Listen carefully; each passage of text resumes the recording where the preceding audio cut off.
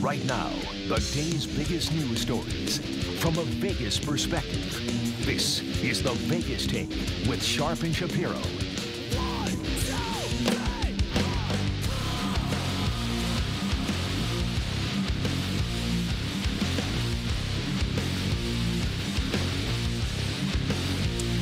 All right, what's up, everybody? It is the Vegas Take. So glad you could join us, Sharp and Shapiro, on a Thursday.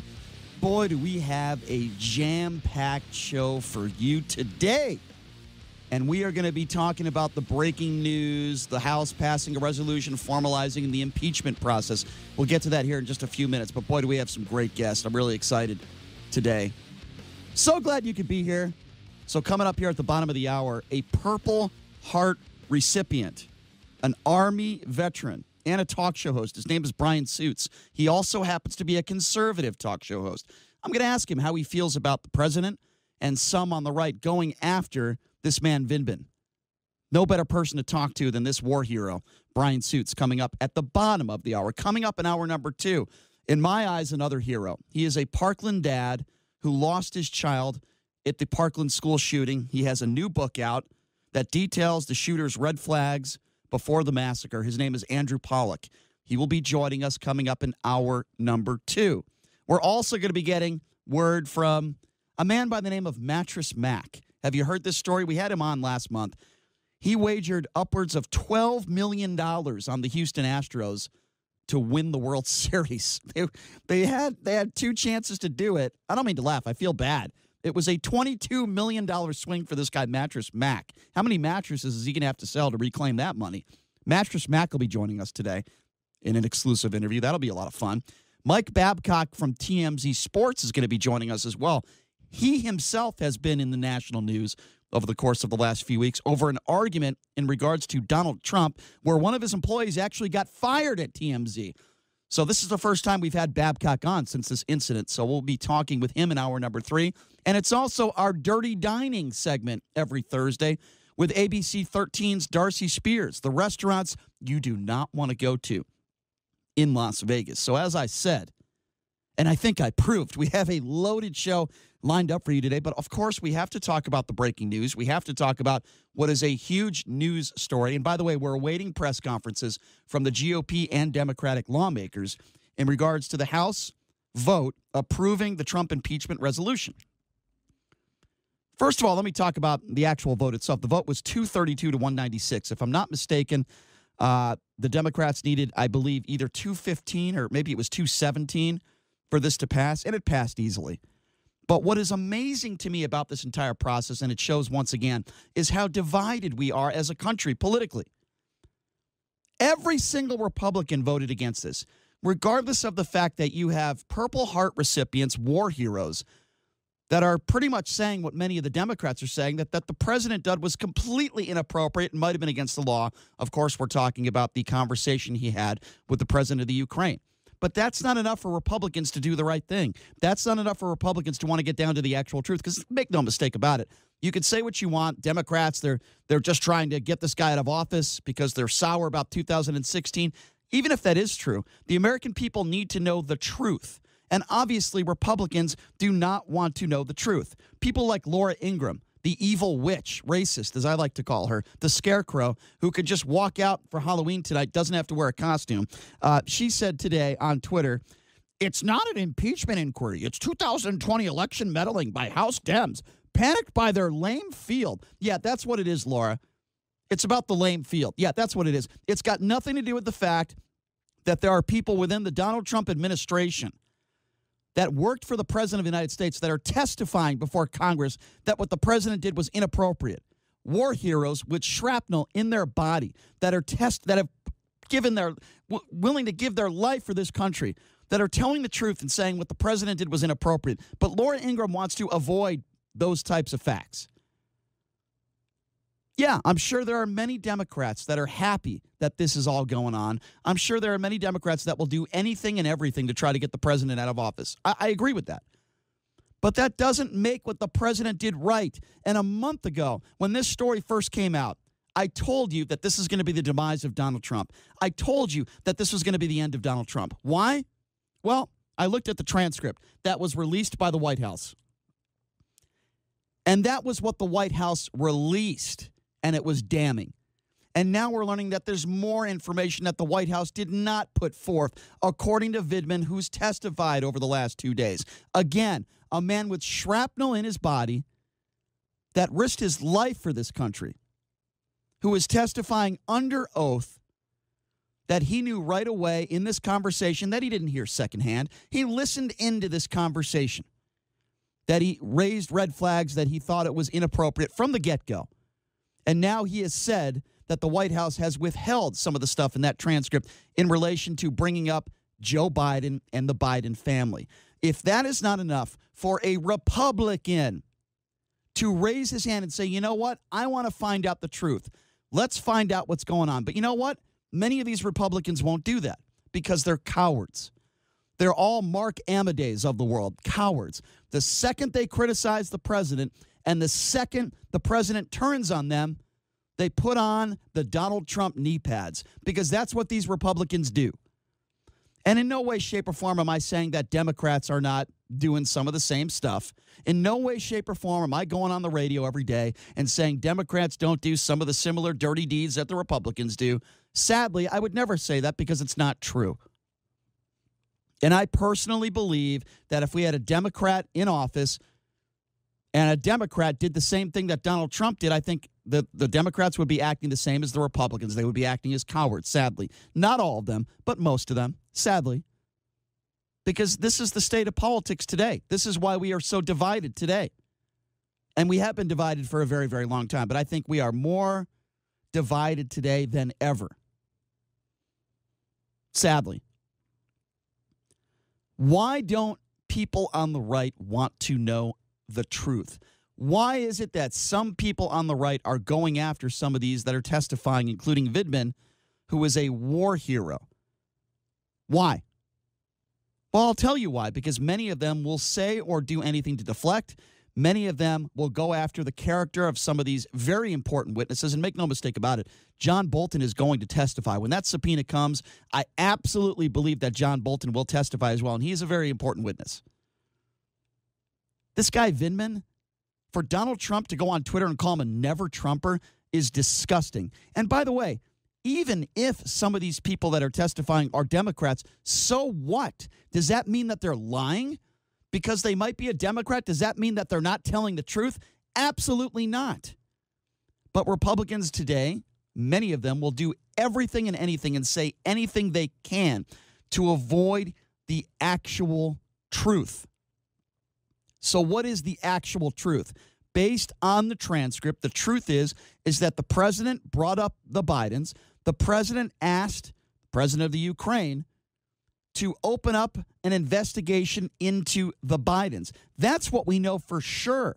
And there are people in the Trump administration, several that have come forward, that have said that they believed that the aid was withheld for that reason and that reason alone.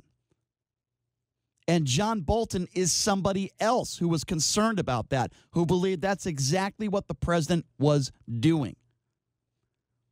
So now where are we at? Well, we're in a situation now where the House, as I mentioned, just passed this resolution just moments ago, by the way, formalizing this impeachment process.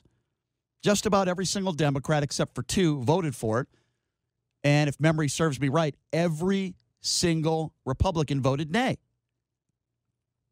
You want to know how divided we are as a country? Well, just look at the vote today. What does that tell you? What does that tell you? Like I said, there are many Mark Amadeus of the world that are voting today, that are afraid. They're scared. They're afraid of opposition to the president of the United States. They're afraid that it could hurt their careers. And I said it yesterday, I'll say it again today. Mark Amadeus is nothing but a yellow coward. That's what Mark Amadeus is. He was one of the first Republicans to say, hey, let's go ahead with this impeachment inquiry and let's see what happens. That's basically what he said. Then what does the president do? He says, you no longer represent me in campaign 2020 in Nevada. So all of a sudden, Mark Amadeus changes his tune, won't say one negative thing about the president of the United States because he doesn't care about you or me, because he's a coward, that's all. And all he cares about is his own career. That's Mark Amadeus for you. We'll take some phone calls on this. I want to know what you guys think about this. What do you think about this vote? Is this a shock to you? It's certainly not a shock to me. Democrats had enough votes in there that they were going to pass this thing. And that's exactly what happened. And now we're awaiting a news conference. The number to call if you want to be a part of this conversation, 702-257-5396. Again, that number to call if you want to be a part of the conversation, 702-257-5396. What do you think about this vote? I told you guys a month ago that I believe that this will be the end of Donald Trump. And I think there's probably two different reasons for it. Maybe two different reasons for why this is going on. Either the president is purposely trying to get impeached because he does not want to be the president for another 4 years, or he's so naive and so dumb, and he's had so many yes people around him his whole life, he thinks there's no accountability for his actions. It's one of those two, maybe both. I don't know. But I said it before, he didn't have to do this. The president did not have to try to dig up dirt on Joe Biden. I believe he would win in 2020 regardless. I don't care who those candidates are up there. The president would have won re-election in 2020 regardless. He did not have to do this. But as I said, either he does not want to be president for another 4 years, or he's so dumb and naive he didn't realize what he was doing was wrong, and it could be an impeachable offense. It's one of those two, or maybe both of them. I don't know. But we're going to have to wait and find out what's going on here and see how hard the president fights this. And if he even wants to be president for another 4 years. I don't know the answer to that question. Maybe you do. Number to call, 257-5396. Again, that number if you want to be a part of the program, 702-257-5396. Let's lead off with Brian. Brian, you're next on the Vegas Take. What's up? Hey, good morning, Brian. Good morning. What's up? No sidekick today? I don't know where my co-host is. It's not much of a co-host if he's not here to start the show. I don't know. Blasted. Well, I'm going to – you say this is going to be the end of Donald Trump, and yes. You said that last month, but I'm going to say the exact opposite. I'm predicting this is going to be the beginning of a tsunami that's going to rip control of the House of Representatives away from the Democrats back to the Republicans, and it's going to increase the number of senators elected this time to a supermajority, over 60 senators. And I'm also going to predict it's going to be the largest – blowout in the presidential election we've had in 50 years. Okay, you're entitled to your opinion on that, but let me ask you a question, Brian. When you have war heroes like Vindman that are testifying, hold on a second. About him? You can ask me. Let me ask you a question first, and then I'll give you a question. Sure. When you have people like Vindman who come out, who say they had major concerns about that phone call. And keep in mind, this wasn't secondhand knowledge. He was listening to the phone call. When you have others like Bolton, who were afraid that he was going to hold on to that financial aid, and they wanted to release it because they were afraid that Trump was holding on to it because of this reason, because of the Biden investigation. And you have this guy who is a Purple Heart recipient, who has shrapnel in his body, who is a hero, who is willing to give his life for this country. You don't think that that is cause of concern? Not really, because I'll tell you why. You keep characterizing this gentleman, and he is very impressive, his credentials, as a war hero. Well, he is. What did he do to save the lives, to put his life on the line to save his fellow squad members' lives? I cannot believe I am ashamed of what you just said. Let me repeat. I'm ashamed of the way you mischaracterize what a war hero is. Excuse me. He won the Purple Heart. He won the Purple Heart. He was hit by an shrapnel when he was near. He was hit. He was hit. I salute him for that. So why are you questioning his heroism? Why are you questioning it? There's a difference between a war hero and somebody who gets wounded in the war. You don't seem to understand. There's a difference. Hold on a second. I want to quote that. There's a difference between a war hero and someone who gets hurt at war. What the hell are you talking about? He risked his life for this country, Brian. I explained it to you, No, Brian. you didn't. No, you didn't. A war hero is somebody who wins the Medal of Honor. So what does that mean? He doesn't have credibility? Or some other medal because they put their life on the line. So your definition, because of your ridiculous definition, you think he loses credibility? Are you kidding me? No. But here's where he does lose credibility. I can't wait to hear this. He is a staff member for the executive branch. He doesn't make foreign policy. The president of the United States So what? does. Why does that hurt his credibility? So what? Because he he should have, if he disagrees with the phone call, he should have went up the chain of command. He did not do that. He's not the only person. He's not the only person. As a whistleblower, just like the so-called whistleblower that nobody knows anything about. Yeah, now. because that's the law. By the way, okay? newsflash, because that's the law. When you have a whistleblower, the name cannot become public. That is why they set that up to protect people like that. He should have went up the chain of command, not do what he did. So number two, go ahead. Do you disagree with that, Brian? I mean, first of all, your description of what a war hero is laughable and insane and ridiculous, number one. Number two, to go after his credibility because of his job and what he's doing as a job is also ridiculous. The President of the United States and the President of Ukraine have both said that there was nothing improper. So who am I going to believe? The President of Ukraine, the President of the United States, let me respond or to that. A third-level aide? Okay, first of all, I wouldn't talk about Vindman as a third-level aide, and if you're paying attention to the news, exactly what he's not the only person that thought this was inappropriate. That's number one. Number two, keep in mind that the president of the Ukraine has to be on the president's good side, because he's not on the president's good side, the United States is not going to help him. So just because the president of the Ukraine says, oh, the president didn't do anything wrong, doesn't mean that the president didn't do anything wrong, and you are naive to think otherwise, and you are complicit. I beg to differ, Brian. I'm going to take the words of those people over Mr. Vindman any day. So you're going to take the word over. Hold on, let me finish. Here's the third. You're going to take. Hold on, I'll let you get to your ridiculous third thing in a second. Okay. You're telling me that you take the word over the president of a foreign country over our own. Is that what you're saying right now? And yeah, I am going to call Vindman a war hero, whether you like it or not, because he received the Purple Heart. He's absolutely a war hero. You're going to take the president of the Ukraine's word over a Purple Heart war hero? Is that what you're saying on this show? No, but here's the other thing. There were other people listening in on that phone call. Mike Pompeo and other higher-ranking staff members, and you don't think far more higher degrees of responsibility Mike than Pompeo. And here's the third thing, Brian. Mr. Vindman has not been cross-examined by anybody. All right. I appreciate your opinion, Brian. I completely disagree with you on every front. I'm so glad Brian called, by the way. And by the way, the number to call is 257-5396, 702-257-5396. Brian is a perfect example of what some are doing on the right that will not criticize Donald Trump. Did you hear what Brian just did? Brian just went after Vindman, and Brian just went after his credentials. Keep in mind, Vindman is a Purple Heart recipient.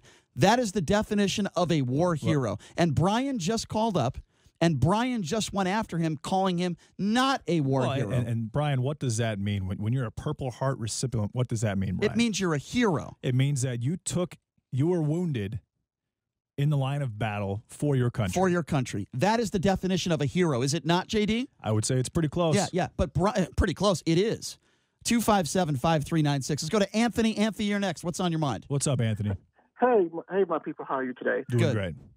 I'm just so shocked. I mean, even if the president is found not guilty, he has to go through the process because he committed an impeachable offense. I mean, it's an impeachable what he did. It was private.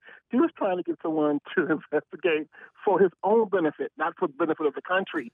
Yeah. He admitted that. Anthony, I agree with you. Anthony, unbelievable. Anthony, I agree with you. But this is what is even more unbelievable to me. People like Brian, who just called in, actually people who represent others, who actually have gone after this Purple Heart recipient. They've gone after his credentials. It is one of the most disgusting things I've ever seen in politics in the 39 years I've been alive. I think that I think to turn down the witnesses is what you have to do if you're in defense, right? And for some reason, our Congress, Republicans in Congress, who are Congress, right, an equal branch of government, are working as a defense attorney for the executive branch of government.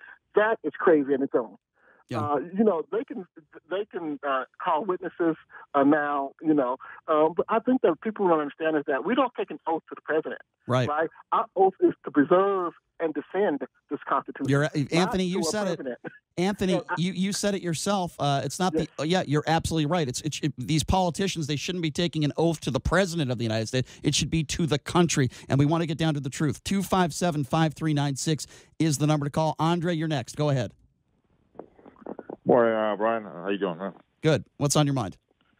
So I think this is where, you keep on repeating the same thing, and I think this is where you're going wrong. And once again, somebody who served in the military, people in the military, like I said yesterday, they're not exempt from cross-examination and criticism. And even though, let's go with the assumption which he is, you're absolutely correct that he is a war hero and he served the country honorably. Andre, can I just interject? I'll let you finish. Let me just interject. Where have I ever said that he should not be subjected to cross-examination? Have I said that? I got you, but what I'm trying to tell you is that you keep on emphasizing on those points, that he served his country, he's a shrapnel. And why do you think I'm doing that? Because people are going after him. That's why. They're going after his character. That's why, Andre.